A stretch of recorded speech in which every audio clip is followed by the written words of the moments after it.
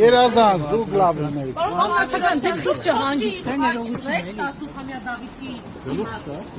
Դուք իզուր տեղը լարվածություն եք փորձում ստեղծել, ձեզանից դուրս անհիմն հանգամանքների մասին եք գրում, ձեր աշխատանքը շատ վատ եք կատարում, մնացականյան չեմ ես։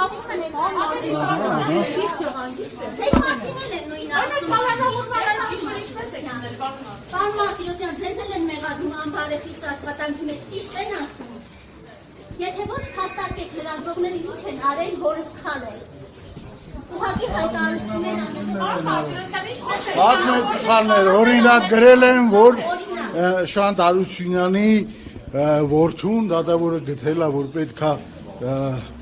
կալանավորվի այդ մարդը, բայց դատական ակտում բառացի գրած է իմ կողմից, որ ազատազրկում պատիժ չպետք է կրի Շահեն Հարությունյանը եւ ինչե վերջ չի գրել, դա իմ կողմից շատ հարգված ազատություն, ուրեմն այդ լրատվամիջոցներ գրել, ռեպորտաժեր պատրաստել, սխալ տեղեկությունը, բազմաթիվ արդարացվել է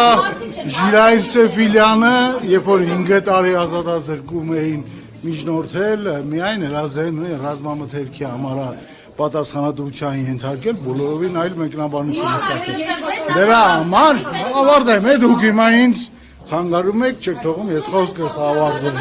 Նիստերի ժամանակ մարդիկ ընդհանրապես աշխարհում մահանում են, մենք դասընթաց էինք ունենում, երկու դեպք է եղել, այո, կարող է եղած լինի, նիստի ընթացքում մեկը եղել, մյուսն էլ վարույթի ընթացքում։ Դրան պետք է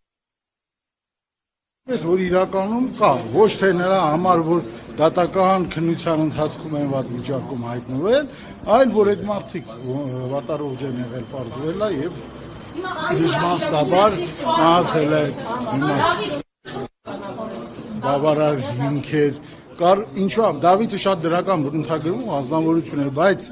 այդ կարգի լավ բնութագրվող անձնավորություն ընդհանրաբար ինչ որ գործողություն է կատարում, բա քննիչը միջնորդում է ասում է մի հատ էլ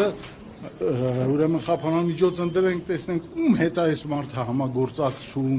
ով է իրանց տիպեր, որ այսքան լավ բնութագրվող, մի րոպե, լավ բնութագրվող անձնավորությունը, որ կարող է գա ենթադրաբար կատարի այս արարքը, բայց չտեսնենք եւ պարզվեց, որ դա չբեկանվեց այդ որոշումը։ Հաջողություն ձեզ։